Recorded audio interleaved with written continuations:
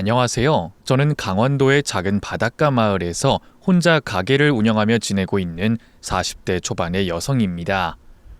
사실 제가 이곳까지 오게 된 건 제 남편 때문이었어요. 원래는 나중에 나이 들면 이런 곳에서 같이 살자고 약속했었는데, 어쩌다 보니 지금은 저 혼자 있게 됐네요.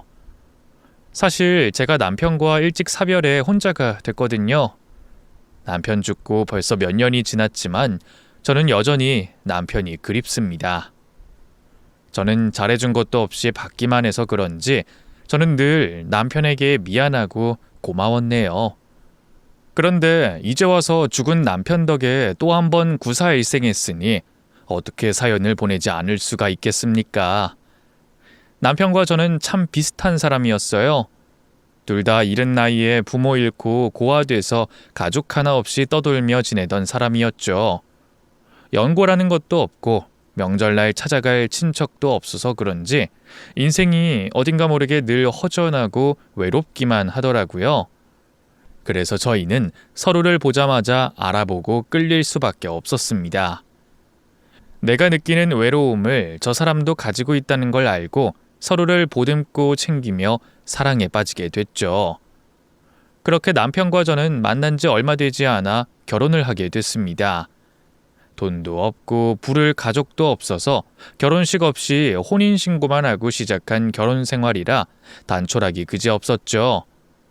먹고 살기 바쁜 탓에 남들처럼 결혼 사진을 찍거나 결혼식도 올리지 못했고 혼수나 예물 예당 같은 개념도 전혀 몰랐습니다. 그래서 그냥 각자 쓰던 살림살이 챙겨서 살림 합치고 마치 소꿉장난 같은 결혼 생활을 시작하게 됐어요.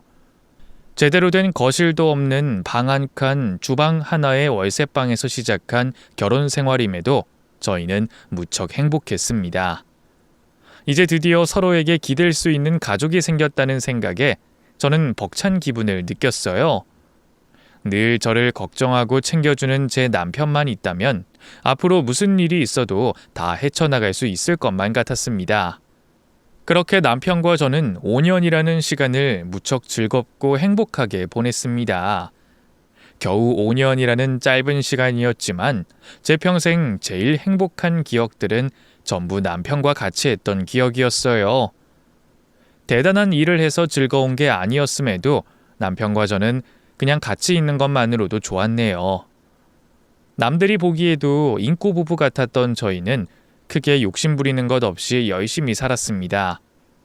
나중에 여유가 생기고 자리를 잡으면 우리를 닮은 아이도 낳자고 약속하며 당장 매일매일을 성실하게 살았습니다. 그런데 누구보다 착하고 성실했던 남편이 그만 갑작스러운 사고를 당하고 말았습니다. 불운의 사고로 남편은 의식을 잃었고 그 후 몇 번이나 큰 수술을 해야만 했어요. 저는 의식 없는 남편을 지켜보는 게 너무 힘들었지만 그럼에도 남편이 다시 깨어날 거라 믿었습니다. 의식은 없지만 제 말을 듣고 있을 거라 생각하고 매일 남편 옆에서 이야기를 들려줬죠. 하지만 남편은 결국 다시 제 얼굴을 보지 못하고 그만 세상을 떠나고 말았습니다. 그렇게 저는 30 중반의 나이에 젊은 과부가 됐고 남편이 죽은 뒤로 잘 다니던 회사까지 그만두며 거의 폐인처럼 집안에 틀어박혀 지내게 됐네요. 갑작스러운 일이니만큼 남편의 죽음을 도저히 받아들일 수가 없었거든요. 한때는 남편을 따라가고 싶은 마음에 저를 소중하게 여기지 않고 죽길 바란 적도 있었습니다. 남편이 너무 보고 싶어서 죽기 전에 꿈에서라도 남편 얼굴 한 번만 보고 죽어야겠다 생각했는데 야속하게도 남편은 꿈에서도 찾아오질 않더라고요.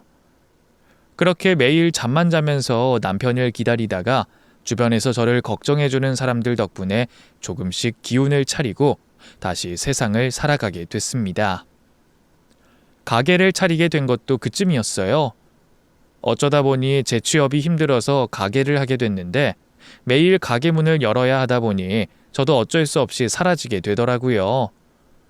덕분에 감사하게도 여태 삶을 이어가고 있었네요. 그렇게 남편이 갑작스럽게 죽고 5년이라는 시간이 흐르게 됐습니다. 5년이라는 시간이 길다고 생각하면서도 막상 그리운 사람을 보내기에는 한없이 짧은 시간이 아닐까 싶더라고요. 남편과 같이 보낸 시간이 그 정도였으니 같은 시간이 지나면 저도 그 사람을 잊을 수 있지 않을까 했는데 한 사람을 잊는 일은 생각보다 쉬운 일이 아니었습니다.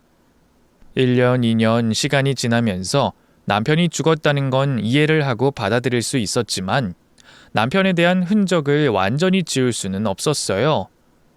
그런 절 보며 주변 사람들은 하루빨리 제가 다른 누군가를 만나기를 바라는 듯 했죠. 부모님이 일찍 돌아가셔서 망정이었지 아마 살아계셨더라면 제가 40 다 돼가도록 재혼도 않고 혼자 지내는 걸 걱정하셨을 겁니다. 그런데 꼭 부모님이 아니더라도 제가 재혼하기를 바라는 사람들이 참 많더라고요. 특히나 저를 아끼고 걱정하는 친구들은 제가 더 늦기 전에 새 출발을 하길 바라고 있었죠. 너 정말 계속 그렇게 혼자 지낼 거야? 너 이제 겨우 40이야. 근데 남은 인생 죽은 남편 생각만 하면서 계속 그러고 있으려고? 10년이나 살았으면 몰라. 같이 살았던 게 겨우 5년 안 되는 시간이었는데 그것 때문에 남은 50년 외로울 거냐고.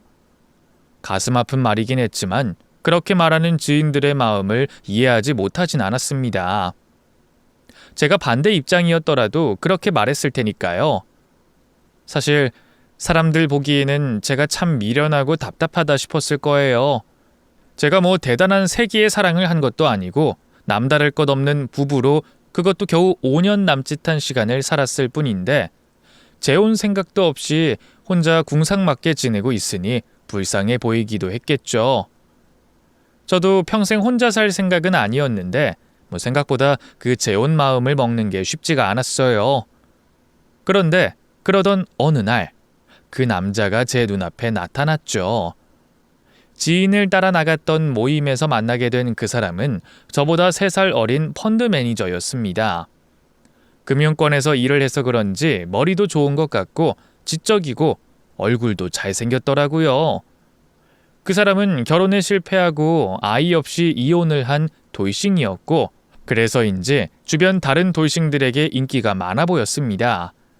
하지만 저는 관심이 없었고 그때까지만 해도 남편이 죽고 연애에는 영 관심 없던 저는 그 남자 이름이 뭔지도 모르고 있었죠. 그런데 모임을 계속 나가며 알고 지내다 보니 그 사람이 유난히 저한테 잘해주는 것 같더라고요. 그래서 처음에는 제가 연상이라 누나를 챙기나 보다 싶었어요.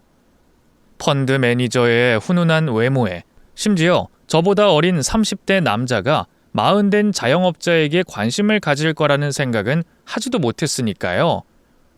그런데 어쩐 일인지 상혁 씨는 점점 제게 노골적으로 관심을 표현하기 시작했습니다.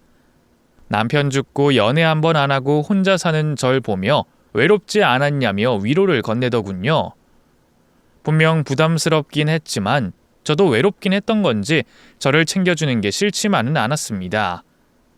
부모님이 돌아가신 뒤로는 죽은 남편 말고 나를 챙겨준 사람이 별로 없다 보니 그 사람이 오랜만에 남편의 빈자리를 채워주는 것 같았어요.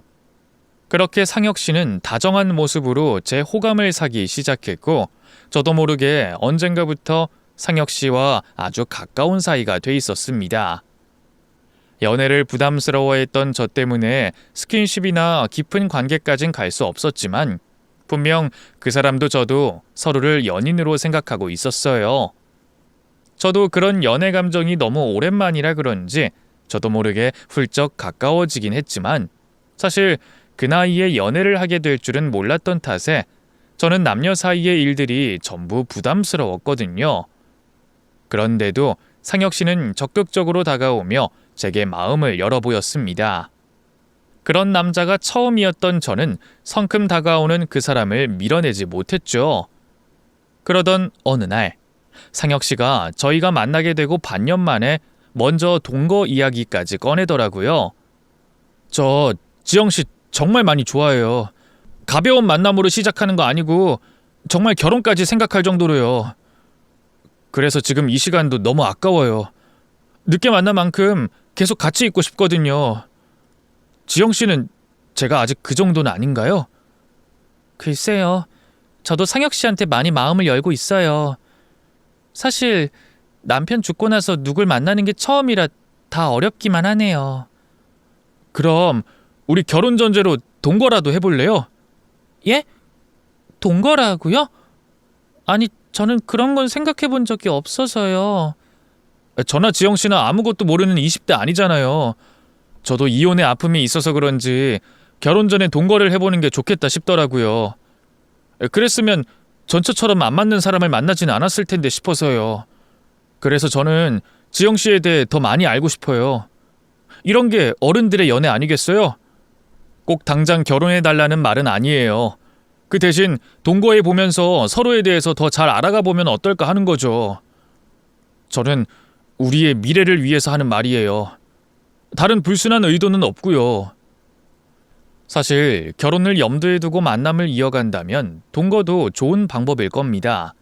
저야 남편과 이혼이 아니라 사별을 해서 이혼에 대해서는 잘 모르지만 전처와 성격 차이로 이혼하고 아픔을 겪었던 상혁 씨는 결혼 전에 동거를 해보는 것에 아주 긍정적으로 생각하는 듯 했습니다.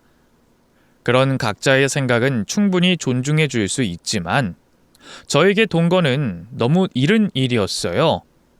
반년 만에 결혼하는 사람도 있으니 시간이 부족한 건 아니지만 사실 제가 재혼 결심을 하는 게 쉽지 않았네요. 더군다나 저희 집에서 같이 살자고 하는데 저희 집에는 아직 남편의 흔적이 너무나 많았거든요. 그때 제가 살고 있던 집은 전 남편과 제가 처음으로 내 명의로 갖게 된 첫 집이었습니다. 고아라서 결혼식도 없이 첫 집을 월세로 시작했었던 저희는 오랫동안 월세를 살았습니다. 그러다 열심히 일했던 남편이 결혼 4년 차에 평생 모아둔 돈으로 운 좋게 얻은 집이 바로 지금 집이었습니다. 저렴한 가격이라 작고 좁긴 했지만 완전한 내 집이라는 게 너무 행복했어요. 새 집을 샀다고 좋아하던 남편은 1년 만에 세상을 떠나고 말았고요. 그리고 저는 그 집에서 남편의 물건들과 흔적들을 그대로 남겨둔 채 지금껏 저 혼자 남아 있었습니다. 한 번쯤 정리를 하려고 했었지만 도통 마음이 먹어지지 않더라고요. 그래서 제가 상혁 씨를 만난 이후로도 집안에는 여전히 죽은 남편의 흔적들이 가득했습니다. 그런데 만약 상혁 씨와 동거를 하게 되면 남편의 물건들을 치워야겠죠. 그게 맞는 거고 그게 당연한 일인 걸 알면서도 저는 왠지 그 결심이 쉽지 않더라고요. 이제는 죽은 남편에 대해 크게 미련이 있는 것 같지도 않았는데 말입니다. 어쨌든 저는 그런 이유에서라도 저는 상혁 씨와 동거를 할 수 없었습니다. 그리고 솔직히 재혼 문제도 저한테는 아직 어렵기만 했어요. 결국 제가 동거를 거절하자 상혁 씨는 저와 재혼을 하기 위해 제 마음을 열심히 열어보려 노력했습니다. 나 하나 좋자고 결혼 얘기하는 거 아니에요. 저는 누구보다 지영 씨가 행복해졌으면 좋겠어요. 그래서 제가 옆에서 지영 씨를 챙기고 아껴주고 싶어요. 물론 지영 씨가 재혼에 걱정이 많은 건 알지만 그래도 내 마음이 진심이라는 건 알아줬으면 좋겠네요. 제가 지영 씨 많이 사랑하는 거 알고 있죠? 그럼요. 상혁 씨가 저한테 얼마나 잘해주고 있는데요. 그냥 다만 아직은 제가 마음의 준비가 안 돼서 그래요. 제가 워낙 걱정이 많고 답답한 성격이라 상혁 씨를 자꾸 힘들게만 하네요. 괜찮아요. 나도 강요하고 싶은 건 아니니까 계속 기다릴게요. 저는 제 마음 하나 결정하지 못해서 상혁 씨를 힘들게 하는 제가 한심스러웠습니다.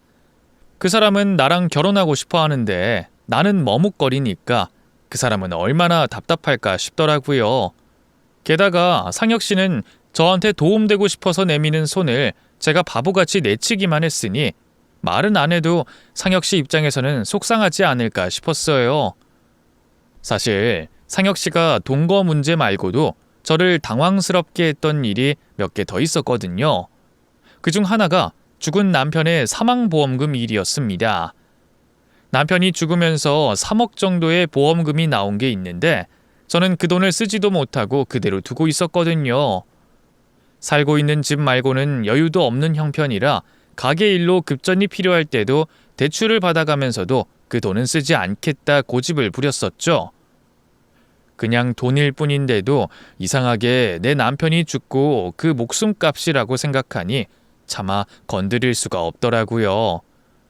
그래서 그동안 그냥 묵혀만 두고 있었던 돈이었는데 그 이야기를 알게 된 상혁 씨가 펀드 매니저인 자신이 돈을 불려주겠다며 제게 돈을 맡기라고 했었어요. 수수료도 받지 않고 저를 위해서 돈을 불려주겠다기에 그 마음은 너무 고마웠지만 그럼에도 저는 그 말을 거절할 수밖에 없었습니다. 제가 리스크 없이 안전한 상품으로 수익 보장해 줄게요. 저한테 맡겨요, 그 돈. 상혁 씨 마음은 저도 알겠는데 저는 괜찮아요. 원래 없던 돈이었고 지금도 없는 돈이라 생각하고 있거든요. 전 남편 생각 때문에 그래요? 미안해서? 근데 남편분은 지영 씨한테 도움이 되고 싶어서 그런 돈을 남겼던 거 아닐까요? 사실 지영 씨 가게 운영하면서 매번 힘들어했잖아요. 그 돈으로 고정 수익 생기면 가게도 편하게 할 수 있고 여러모로 좋지 않겠어요? 그건 그렇겠지만 저는 그냥 지금이 좋아요. 그 돈은 나중에 꼭 써야 할 곳 있으면 그때 쓰려고요. 제가 몇 번 거절했더니 더 말하진 않았지만 상혁 씨는 그 일로 내심 상처를 받은 듯 했습니다. 제가 자기랑 만나고 있으면서도 여전히 죽은 남편을 잊지 못하고 있다 생각하는 것 같았어요. 저 같아도 죽은 사람을 그리워하고 있는 사람과 만나는 게 쉽진 않겠다 싶더라고요. 그래서인지 불안해하던 상혁 씨는 언젠가부터 재혼 이야기를 자주 꺼내기 시작했습니다. 나는 지영 씨 알면 알수록 너무 좋아져요. 전에는 더 알고 싶어서 동거부터 했으면 했는데 이제는 그냥 결혼하고 싶네요. 내가 지영 씨를 먼저 만났더라면 얼마나 좋았을까 싶어요. 저와 재혼을 하고 싶다고 하던 상혁 씨는 재혼을 두려워하는 제 마음을 열기 위해 무척 노력을 했습니다. 누구보다 믿음을 보여주겠다며 제게 바라는 것 하나 없이 묵묵히 옆에 있어 주더라고요. 심지어 죽은 남편의 기일까지 같이 챙겨주고 남편 앞에서 저를 지켜주겠다며 약속까지 하는 상혁 씨를 보며 저도 큰 감동을 느꼈습니다. 정말 이런 사람이라면 결혼을 해서 새 출발을 해도 괜찮지 않을까 하는 생각이 자꾸 들더라고요. 그리고 그렇게 저희는 만난 지 1년 만에 재혼을 결정하게 됐습니다. 마지막까지 제게는 정말 어려운 결정이었죠.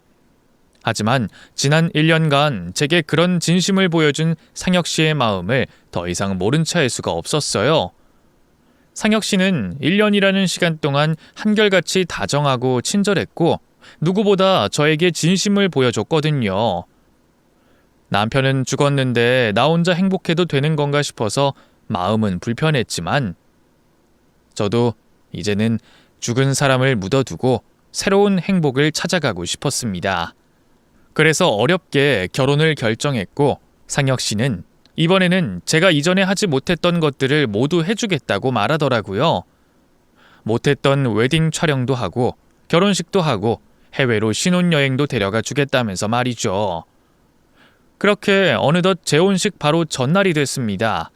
재혼 결심이 어려워서 그랬지 재혼을 하기로 결심하고부터는 별로 생각할 겨를이 없었는데 하룻밤을 앞둔 그날은 갑자기 생각이 많아지더라고요. 내가 잘하는 짓인지 행복할 수 있을지 걱정과 설레임에 그날 밤은 유독 잠이 들지 않았습니다. 중요한 날이다 보니 일찍 잠들어야겠다 싶었는데 누워서 2-3시간을 뒤척거리게 되더라고요. 그러다 새벽이 돼서야 겨우 잠이 들었고 그날 밤 저는 생각지도 못한 꿈을 꾸게 됐습니다. 죽은 뒤로 한 번도 나타나지 않았던 제 남편이 꿈에 찾아왔던 거죠. 사고가 있기 전 건강하고 밝았던 그때의 그 모습 그대로 저를 만나러 온 남편을 보며 저는 꿈속에서도 눈물을 흘릴 수밖에 없었습니다. 이제는 시간이 꽤 지나서 남편에 대한 추억도 애정도 많이 잊어버렸다고 생각했는데도 그 사람은 제게 여전히 애달픈 사람이었나 봅니다. 그동안 꿈에서라도 꼭 한번 봤으면 좋겠다 싶었는데도 야속하게 한 번도 찾아오지를 않더니 무슨 작정으로 재혼식 전날에서야 찾아왔는지 모르겠더라고요. 그리고 그런 남편은 꿈속에 나타난 마지막 순간에 제게 결혼을 말리고 있었습니다. 지영아, 그 새끼랑 결혼하지 마. 절대 안 돼. 과거로 돌아간 것처럼 별일 없이 제 손을 잡고 걷다가 갑자기 무서운 얼굴로 돌변해서 결혼을 말리는 남편의 모습에 저도 모르게 깜짝 놀라 잠에서 깨어버리고 말았습니다. 그랬더니 세상에, 제가 잠에 취해 있었던 건지 알람 소리도 듣지 못하고 깨려고 했던 시간보다 한참 지나 있더라고요. 7시에는 일어나서 준비하고 미용실에 갔어야 했는데 깨어나 보니 이미 시간은 9시를 가리키고 있었습니다. 꿈속에서 본 남편의 모습에 늦잠까지 저는 도통 경황이 없었어요. 서둘러 준비하려고 하면서도 제가 대체 왜 그런 꿈을 꾼 건가 싶더라고요. 재혼을 앞두고 있어서 마음이 복잡해서 그랬던 건지 저의 걱정 때문에 남편 꿈을 꾼 건지는 모르겠지만 이제 와서 갑자기 그런 꿈을 꾸게 된 것이 저는 몹시도 찝찝했습니다. 어쩌면 정말 제 남편이 저를 위해 경고하려는 건가 싶은 생각마저 들더라고요. 물론 상혁 씨와 재혼까지 결심했던 제가 이제 와서 상혁 씨를 의심할 만한 일은 없었지만 괜히 그런 꿈을 꿔서 마음은 영 찝찝하고 불편했어요. 그렇다고 재혼식 날 결혼을 파토낼 수도 없고 저는 늦었지만 준비를 하러 나가려고 서두르고 있었습니다. 그런데 그때 갑자기 전화벨이 울리더라고요. 저를 찾는 상혁 씨의 전화인가 싶어 번호도 보지 않고 전화를 받았는데 전화기 너머로 들리는 목소리는 낯선 여자의 것이었습니다. 그리고 그 여자는 누군진 몰라도 아주 화가 많이 나 있었어요. 당신이 내 남편이랑 오늘 결혼하는 여자야? 남의 남편 뺏어서 결혼하니까 좋냐? 누구세요? 누구신데 다짜고짜 그런 소리를 하세요? 당신 한상혁이랑 오늘 결혼하는 여자 맞잖아. 아니에요? 상혁 씨요? 상혁 씨를 아시는 분이세요? 기가 막혀. 남의 남편 뺏어놓고 뻔뻔한 소리 하고 있네. 이봐요. 나 한상혁 본처예요. 안 그래도 간밤에 꿈에 남편이 나타나서는 갑자기 결혼하면 안 된다고 하고 덕분에 가뜩이나 정신없어 죽겠는데 이 전화는 대체 무슨 전화인가 싶어서 어안이 벙벙해졌습니다. 저더러 남의 남편을 뺏었다니 순간 저는 제가 아직도 악몽을 꾸고 있는가 싶을 정도였어요. 그러지 않고서야 결혼식 날 아침에 그런 말도 안 되는 전화를 받을 리는 없을 거라 생각했거든요. 그런데 제 뺨을 때려보고 꼬집어봐도 도통 꿈에서 깨어나지 않는 겁니다. 그제서야 그 상황이 현실임을 알게 된 저는 겨우 정신을 다잡고 수화기 너머의 여자에게 다시 묻게 됐습니다. 지금 말씀하시는 그 남편분이 한상혁이라는 사람 맞는 거죠? 저랑 장난치는 거 아니고 그쪽이 그 사람 본처라는 거예요? 혹시 제 연락처는 어디서 하셨어요? 네가 이제 인정하려는 모양이지? 왜? 상간녀 번호 어떻게 알아냈는지 그게 궁금해? 저기요, 뭔가 오해하고 계시는 것 같은데 저야말로 지금 당황스럽거든요? 본처라뇨. 저는 상혁 씨한테 와이프가 있는 줄도 몰랐다고요. 솔직히 지금도 그쪽이 저한테 거짓말하는 건지 아닌지 헷갈리거든요. 그러니까 저도 이해할 수 있게 설명이라도 좀 해주시면 어떻겠습니까? 솔직히 이전이었다면 저는 그런 전화를 당연히 장난 전화거나 질 나쁜 농담으로 받아들였을 겁니다. 상혁 씨에게 본처가 있다니 그런 소리는 들어보지도 못했고 의심하거나 생각해본 적도 없었거든요. 그동안 얼마나 지고지순하게 제게 믿음을 줬던 사람이었는데 불륜이라니 말도 안 된다 생각했어요. 하지만 그날은 저의 불안함 때문인지 꿈속에 찾아와 경고를 한 남편 때문인지 도저히 그 여자의 말을 그냥 넘길 수가 없었습니다. 어쩌면 저는 그때부터 이미 상혁 씨를 의심하고 있었는지도 모르겠네요. 그래서 저는 당장 만나자는 그 여자의 부름에 응했습니다. 이미 진작 출발해서 미용실로 도착했어야 했을 시간에 저는 자신이 상혁 씨의 본처라는 그 여자를 만나러 가게 됐습니다. 그 사이 상혁 씨가 저를 찾는 전화와 문자들이 걸려왔지만 저는 대꾸도 하지 않고 상혁 씨의 연락을 무시했어요. 아직 아무것도 확실하지 않은 상황에 그 사람의 전화를 받으면 안 될 것 같았거든요.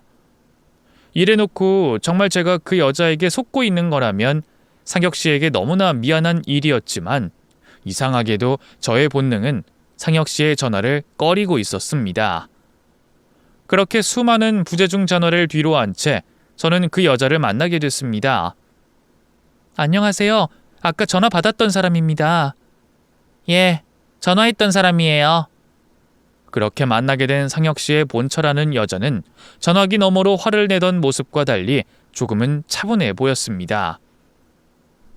아까는 다짜고짜 화내서 미안합니다. 설마 그쪽이 아무것도 모르고 있을 줄은 몰랐거든요.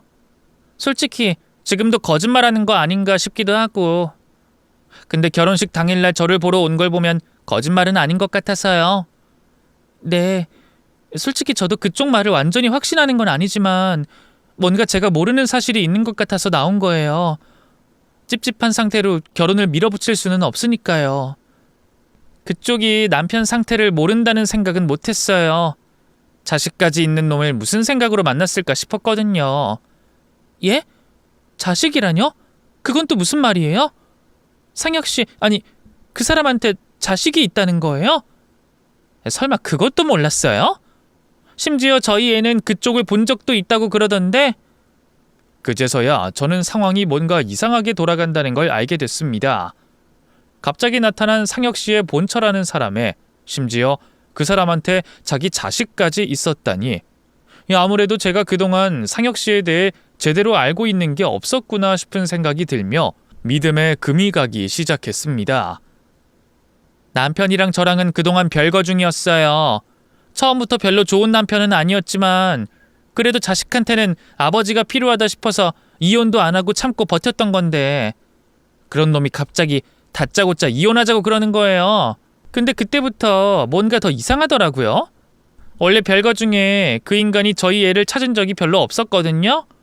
아직 이혼도 안 했으니까 애 아빠 아니냐고 애한테 책임을 다하라고 그러는데도 귀등으로 안 듣고 애 생일도 모르던 인간이 어느 날부터 갑자기 애를 보고 싶다 그러는 거예요. 그리고 몇 번 데려가더니 그때 저희 애가 그쪽을 봤다 하더라고요. 그 여자의 말에 그제서야 저는 상혁 씨가 자신의 조카라고 말하던 아이의 정체가 사실은 그 사람의 아이였다는 걸 깨닫게 됐습니다. 사실 이전에 제가 상혁 씨의 조카를 몇 번 만난 적이 있었습니다.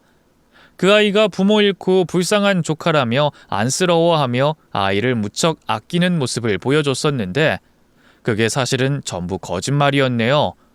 하지만 저는 저한테 자기 애를 보여줘서 무슨 이득이 있다고 자기 애를 조카라고 속이면서까지 데리고 나왔을지 그 사람의 행동이 도무지 이해가 되지 않았습니다. 어린 자기 자식에게 자신을 삼촌이라고 부르게 하면서까지 말이에요. 저한테는 조카라고 그랬었어요. 죽은 형이 두고 간 자식인데 불쌍하다면서 저랑 셋이서 같이 유원지에 데려가고 그랬었거든요. 기가 막히네요 정말. 자기 새끼를 조카라고 했다고요? 완전 미친놈이네 정말. 근데 자기 애라면 차라리 저한테 숨기는 게 낫지 않아요? 결혼했다는 것도 말 안 했던 사람이 저한테 자기 자식을 보여줘서 뭐 하려고 그랬을까요? 나도 그 새끼 머릿속을 다 알진 않지만 아마 그쪽한테 환심 사려고 그랬었겠죠 뭐. 부성에 넘치는 모습을 보여줘서 호감 얻으려고 했거나 결혼하고 싶게 할 생각이었겠죠. 저도 그런 모습에 속았었거든요. 그 말에 저도 조금은 예상이 가는 부분이 있었어요. 제가 상혁 씨와 어쩌다 재혼을 결심했었나 하는 것이었죠. 사실 제게 먼저 다가온 것도 그 사람이었고 먼저 호감을 표현한 것도 상혁 씨였습니다. 그 시절 저는 남편을 잊어야 한다는 걸 알면서도 그러지 못하고 있었으니까요. 그런 중에 상혁 씨를 알게 됐고 상혁 씨는 저와 새 출발을 하고 싶어 했습니다. 처음부터 동거 이야기를 꺼냈던 걸 보면 그 사람은 저랑 하루빨리 재혼하고 싶었던 것 같았어요. 그런데 제가 계속 이런저런 이유로 미적거리다 보니 그 사람 입장에서는 애가 탔겠죠. 아무래도 제가 그 사람을 쉽게 못 믿고 재혼 결정을 내리지 못하니 자신이 얼마나 가정적이고 좋은 사람인지 제게 보여주고 싶었던 것 같네요. 제가 아이들을 좋아하는 것도 알고 있었으니 어린아이에게 잘하는 모습을 보여주는 게 효과가 있을 거라 생각했겠죠. 그리고 실제로도 효과를 봤고요. 조카라고는 하지만 친자식도 아닌데 아이에게 몸살이지 않고 끔찍하게 대하는 모습에 저는 상혁 씨가 무척 정이 많고 다정한 사람일 거라 생각했으니까요. 그런데 그게 다 저를 속이기 위해 자식에게 거짓말까지 시키면서 한 짓이었다니. 뒤늦은 충격은 이루 말할 수가 없었습니다. 겨우 6살짜리 애한테 어찌나 겁을 줬던지 엄마한테 다른 여자 만난 거 말하지 말라고, 말하면 다신 아빠 못 보게 될 거라고 시켰더라고요. 얼마나 기가 막힌지. 진짜 그놈은 애 아빠 자격도 없어요. 그래서 저도 이제야 알고 그쪽을 찾게 된 거예요. 근데 다른 여자를 만나는 걸로 모자라서 결혼이라니. 그래서 그렇게 이혼하자고 노래를 불렀구나 싶더라고요. 그럼 지금 두 분은 아직 혼인 상태인 건가요? 사실 이혼 서류는 얼마 전에 이미 제출했어요. 저도 일이 이렇게 된 줄 모르고 그놈이 하도 닥달해서 열받아서 이혼하자 그랬거든요. 아무리 별거 중이었다고 해도 서류상으로는 엄연히 아내가 있는 놈이 그런 와중에 저한테 접근해서 재혼까지 추천했다는 게 정말 당황스럽기 이루 말할 수가 없었습니다. 그런 줄도 모르고 저는 그놈과 불륜을 저지르고 있는 셈이었네요. 게다가 제가 그 전화를 받지 않았더라면 하마터면 아무것도 모르고 상간녀인 채로 결혼을 할 뻔했으니 제가 받은 충격이 적지 않았습니다. 세상에 어떻게 이런 인간이 있는지. 지금 당장이라도 그놈을 불러내서 자초지종을 묻고 싶었는데, 그런데 그 와중에도 저는 그런 놈에게 속은 제 자신에게 더 실망이 컸어요. 내가 아무리 외롭고 힘들다고 하더라도 어떻게 그런 놈에게 넘어갈 수가 있는지, 이래서 죽은 남편 두고 결혼하게 된 제 잘못이 크구나 싶은 생각이 들었습니다. 그리고 그제서야 제가 사기꾼에게 아주 제대로 걸려서 완전히 패가망신할 뻔했다 싶더라고요. 그 모든 상황들을 알게 되고서야 저는 더 무서워지게 됐습니다. 그 전에 저더러 동거를 하자느니 전 남편 앞으로 나온 사망보험금으로 투자를 하자느니 했던 이야기가 이제서야 심상치 않게 느껴지는 거죠. 그때까진 정말 제가 걱정되고 도와주고 싶어서 그런 이야기를 꺼내는 줄 알았거든요. 이놈이 아주 작정하고 나한테 접근했던 거구나 깨닫게 된 저는 전날 밤 꿈속에 나타난 남편의 모습이 제 기우가 아니었음을 알게 됐습니다. 어떤 식으로든 남편이 저를 구해내고 싶어서 제 꿈에 찾아왔던 거라고 확신하게 됐죠. 남편의 그 모습이 아니었더라면 저는 본처라는 여자의 전화를 받고도 결혼을 미루지 못했을 거고, 그럼 정말 결혼식까지 올리고 완전히 그놈과 엮여버렸을지 모릅니다. 어쩌면 그놈이 제 집에 들어와 제 도장으로 무슨 짓까지 했을지 모르겠네요. 하지만 꿈에 나타난 남편 덕분에 저는 구사일생으로 인생을 건질 수 있게 됐던 거죠. 그렇게 그놈의 본처와 이야기를 마친 저는 곧장 경찰서를 찾아가게 됐습니다. 뭘 해야 할지 모르겠는데 일단은 그놈을 사기로 고소해야겠다 싶더라고요.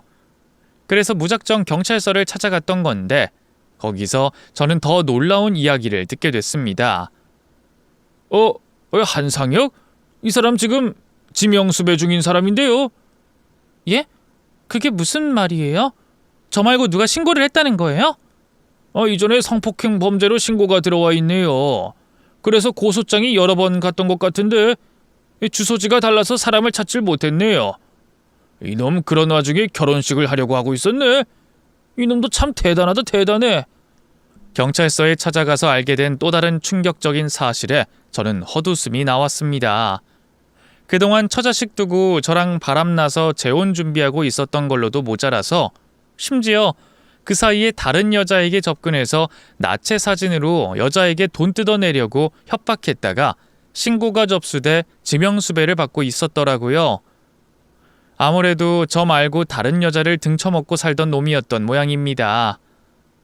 처자식도 있고 지명수배까지 받고 심지어 저와도 재혼하려 했었으니 다른 피해자가 얼마나 더 있을지는 모를 일이었죠. 그래도 그놈이 지명수배 받은 덕분에 저는 그놈을 쉽게 고소할 수 있었습니다. 하지만 일은 거기서 끝나지 않았어요. 경찰에서 절더러 지명수배범을 잡을 수 있게 좀 도와달라고 하는 겁니다. 아무래도 그놈 주소도 일정하지 않고 저희가 잡아내기가 힘들어서요. 혹시 괜찮으시면 여기로 좀 불러주실 수 있으실까요? 지금 잡아서 조사 들어가면 고소건도 쉽게 풀릴 거고 여러모로 좋을 겁니다. 꼭 제 일만이 아니더라도 도와야죠. 제가 할 수 있는 일이 있으면 뭐든 할게요. 제가 무슨 핑계를 대서라도 불러낼 테니까 걱정하지 마세요. 그렇게 하루 종일 그놈의 연락을 피했던 저는 그제서야 그놈을 불러내기 위해 전화를 받았습니다. 제가 전화를 받자 그놈은 잔뜩 흥분해서 상황을 물어오더라고요. 지영씨, 대체 어디에요? 오늘 결혼식인데 하루 종일 연락도 안 되고 뭐예요? 미안해요, 상혁씨. 그게 일이 좀 있었어요. 대체 무슨 일인데요? 설마 결혼하는 게 무서워서 잠수 탄 거예요? 그게 아니라 정말 일이 있어서 그랬어요. 내가 지금 경황이 없어서 그런데 혹시 여기로 데리러 좀 와줄 수 있어요? 알았어요. 만나서 얘기해요. 거기가 어딘데요? 여기 경찰서예요. 제가 무슨 사건에 연루가 돼가지고 조사받게 됐어요. 내가 너무 무서워서 집에를 못 갈 것 같은데 혹시 좀 데리러 와줄 수 있어요? 미안해요, 정말. 경찰서요? 갑자기 경찰서는 왜요? 지영씨 같은 사람이 무슨 잘못한 일이 있다고? 별일은 아닌데 그냥 조사만 받은 거예요. 어쩌다 가게 문제로요. 설명은 만나서 해줄 테니까 나 좀 데리러 와줘요. 지금 너무 무서워서 혼자 집에는 못 가겠어서 그래요. 오늘 결혼식도 망치고 정말 미안하지만 나를 진짜 생각하면 와줄래요? 우리 앞으로 부부가 될 사이잖아요. 그쵸? 그럼요. 우린 이미 부부나 다름없는 사이죠. 알겠어요. 지금 데리러 갈 테니까 만나면 다 설명해 주는 거예요. 알겠죠? 나 너무 무서워요, 상혁씨. 빨리 와줬으면 좋겠어요. 그래도 아직은 제가 필요한 건지 경찰서까지 데리러 와달라는 말에 당황은 하면서도 마다하진 않더라고요. 덕분에 저는 그놈을 경찰서까지 제 발로 찾아오게 만들 수 있었고 주차장에 숨어있던 형사님들이 그놈이 차에서 내리자마자 붙잡아 갈 수 있었습니다. 한상혁 씨 맞으시죠? 그동안 지명수배 당했는데 도망 다니셨죠? 지금 성폭행, 협박, 공갈 사기로 체포하는 겁니다. 예? 그게 무슨 말이에요? 아니 나는 여기 조사받으러 온 게 아니라 약혼자 데리러 온 거라고. 그 인간은 당황스러워했고 저는 잡혀가는 그놈을 노려볼 뿐이었습니다. 지영씨 괜찮아요? 이거 뭔가 오해가 있어서 그래요. 내가 무슨 범죄자야. 조사받으면 무혐의로 풀려날 거니까 걱정하지 말고 있어요. 알았죠? 이제는 내 걱정 말고 당신 걱정이나 해. 다 알고 부른 거거든? 너 그동안 아주 제대로 사기치려고 작정했더라? 처자식도 있는 놈이 이혼도 안 하고 나랑 재혼을 하겠다고? 왜?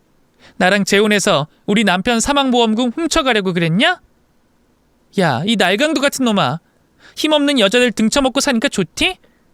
너 같은 놈은 제대로 콩밥 먹어야 해. 어디 세상을 만만하게 생각하고 있어? 아니야, 지영씨. 이거 전부 오해야. 내가 다 설명할게. 야, 반말하지 마. 내가 너보다 3살이나 더 많은데 어디다 대고 반말이야? 이놈이 그동안 순진한 얼굴에 속아서 맞장구 좀 쳐줬다고 내가 끝까지 호구인 줄 알았어? 모르면 몰랐지. 네 놈이 어떤 놈인지 알고도 네 편 들어줄 생각 없어.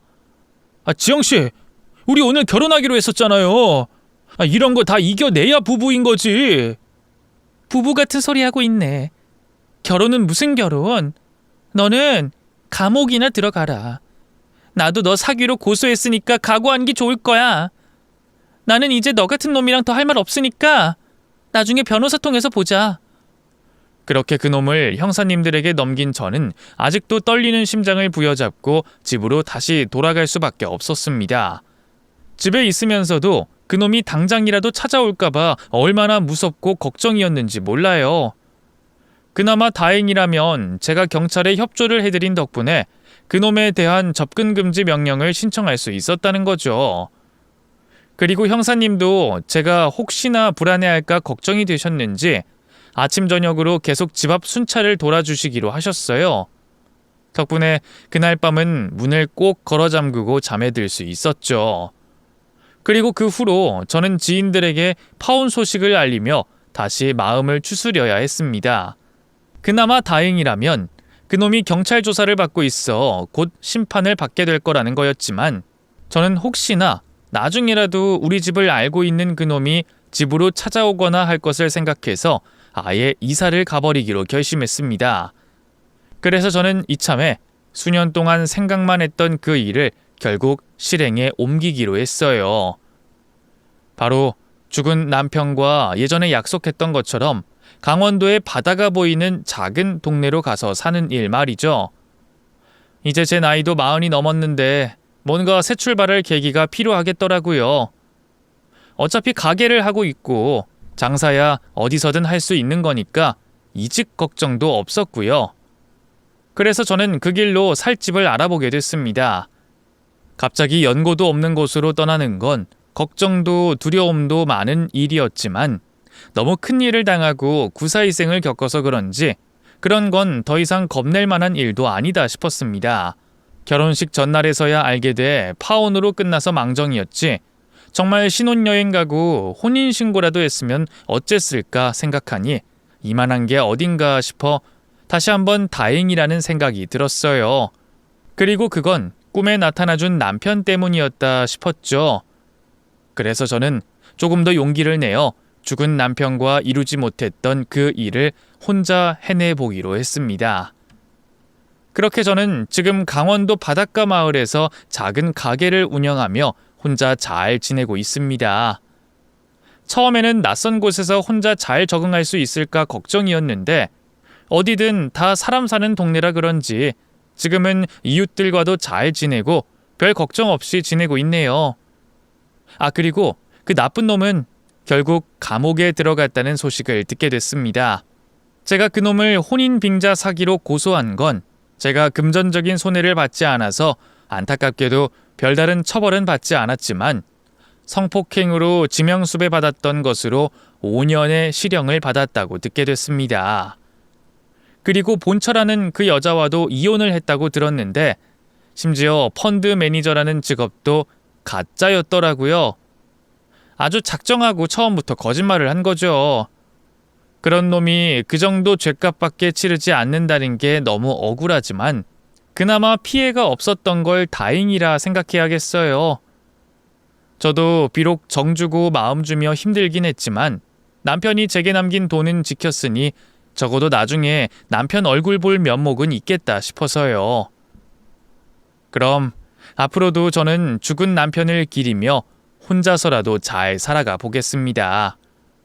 여러분들 중에도 혹시 저 같은 분들이 계시다면 늘 사랑하는 사람을 마음에 품고 힘차게 살아가시길 응원하도록 하겠습니다. 감사합니다.